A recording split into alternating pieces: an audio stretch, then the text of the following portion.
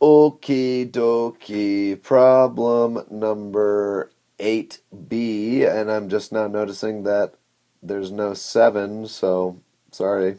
Oh well. 8B, graphing B. If we want to graph the function y equals cosine of 2x. So remember, first thing you want to do is you want to figure out what is your period. Well, normally it's 2 pi, but this time it's going to be different because of that coefficient on our x term there, that 2. So remember from problem number 6, we said to get our modified period, you take the normal period, 2 pi, and divide it by whatever that coefficient is. That coefficient is 2, so we divide by 2, and we simplify that fraction. 2 over 2 is 1, so our period is just pi. Once you have your period, put your first tick mark, label it with your period, go halfway between 0 and that point, and put your second tick mark halfway, so that's got to be pi over 2. Go to halfway between that point and 0 again, cutting in half, so we get pi over 4, and then we get our third one, which is going to be 3 pi over 4.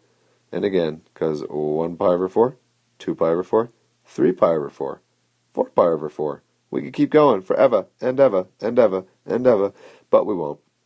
Okay, well, the only transformation to this mother function, cosine x, is that modified period. So now this is just going to look like a normal cosine function, which starts at its maximum, then it'll end at its maximum at the end of its period. Halfway through its cycle, it's at its minimum.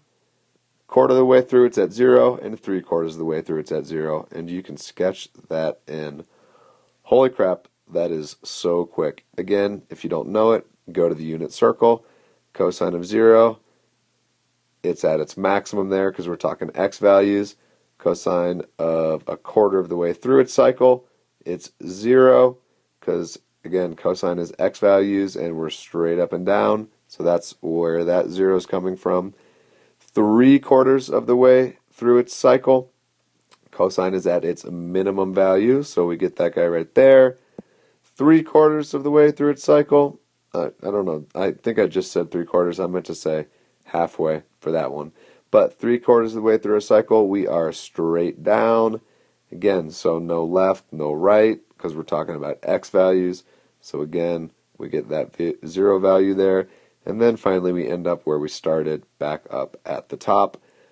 This graph would almost get you full credit, but don't forget to label your y-axis as well. And now we're done.